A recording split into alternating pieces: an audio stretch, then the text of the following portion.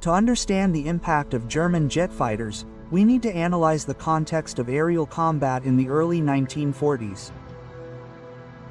World War II was the first conflict in history where air power was truly decisive, especially through strategic bombing. The United States, with its Armed Air Forces, or AAF, believed that destroying critical industrial nodes through bombing could, the Axis ability to fight.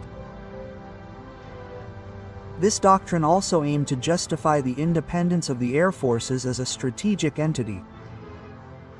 Allied bombers, such as the B-17 and B-24 Liberator, were central to this strategy.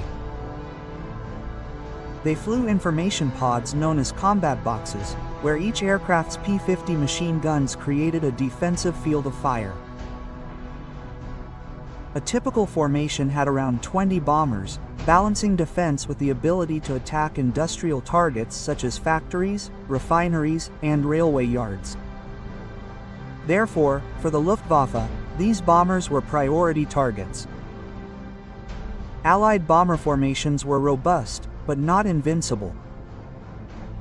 To break through the defenses, the Germans used tactics involving, for example, rockets with timed detonators launched from beyond the range of Allied machine guns.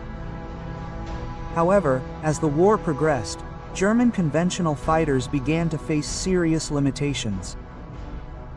Models such as the Focke-Wulf FW-190 and the Messi Bf-109, even with heavy armament, began to lose the performance race to fighters like the P-51 Mustang. The Luftwaffe needed something revolutionary to balance combat in the skies. This urgent need led to the development of the M. Schmidt Me-262. The Me-262 was designed to be fast, heavily armed, and technologically advanced. Equipped with 430mm cannons and RAR air-to-air rockets, it could easily destroy American bombers. More importantly, its top speed of 900 km per hour made it virtually unattainable for Allied fighters.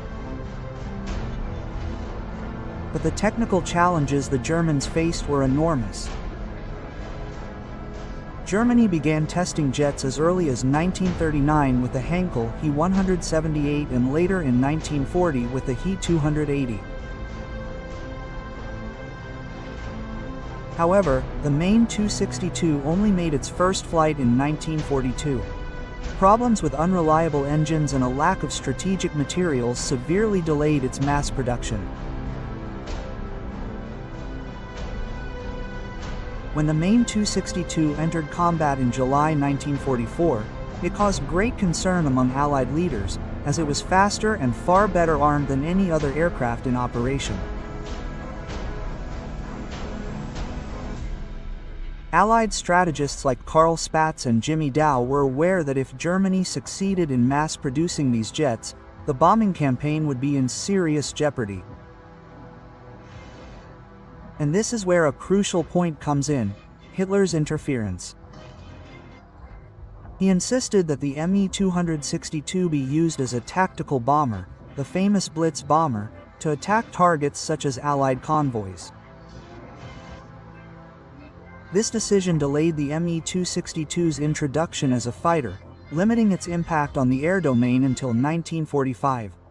But even so, the fear the Me-262 instilled in Allied pilots was palpable. In January 1945, reports indicated that Germany could produce up to 500 Me-262 fighters per month. While the United States faced technical difficulties in fielding its own jet, the P-80, the Allies needed to act quickly and urgently. The first strategy was to accelerate P-80 production, but the program faced numerous delays. Concurrently, the AAF launched a bombing campaign against German jet factories and training facilities. However, the Germans reacted quickly, dispersing the factories, moving production to tunnels and forests, and even assembling the Me-262s in hidden temporary structures.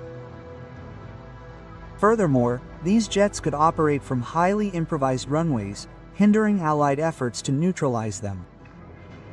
Faced with these difficulties, the Allies adopted a numerical approach. For each Me-262, they would field 10 conventional fighters. Specific tactics were also developed and adopted. For example, Allied fighters began to split into two formations, with one close to the bombers to intercept the jets before they could attack, and the other positioned slightly above the formations to attack jets climbing after their rapid dives. Combat between jets and conventional fighters was extremely challenging. Superior speed allowed German pilots to choose when to engage and when to retreat. German pilots could simply accelerate their jet fighters to escape or to launch devastating attacks. Allied pilots quickly learned that trying to escape an Me-262 was futile. Instead, they should turn to face the jet head-on in frontal attacks designed to make it difficult for the enemy to target. Another effective tactic was to attack Me-262s during takeoffs and landings, when they were most vulnerable. Chuck Yeager, one of the most famous American pilots, shot down an Me-262 in exactly this way. However, as he himself recounted, this tactic was very dangerous due to the strong anti-aircraft defenses surrounding German bases. Although the Me-262 was an impressive weapon, it wasn't enough to turn the tide of the war, with several contributing factors, starting with the confused German leadership.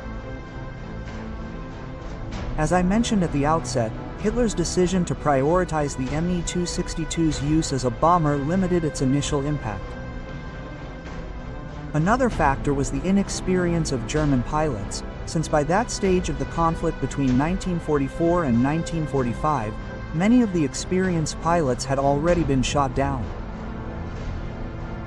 Because of this, many German pilots who flew the Me-262 were young, while the Allies had veteran and highly trained pilots. The issue of numbers also played a significant role. Despite its tremendous and indisputable technological superiority, the Luftwaffe was unable to match the Allied aircraft and resources. In individual combat, Allied pilots relied on intelligence and creativity to counter these jets. An example of this was the downing of pilot Adolf Galland, who, while shooting down a B-26 bomber, failed to notice a group of P-47 fighters approaching. He was seriously wounded but managed to land his damaged Me-262. Ultimately, the Me-262 and other German jets demonstrated the tremendous potential of jet technology, but they also made it clear that battlefield success depends on a much more complex combination of factors, demonstrating that the side with the most advanced and sophisticated weapons doesn't always win the conflict.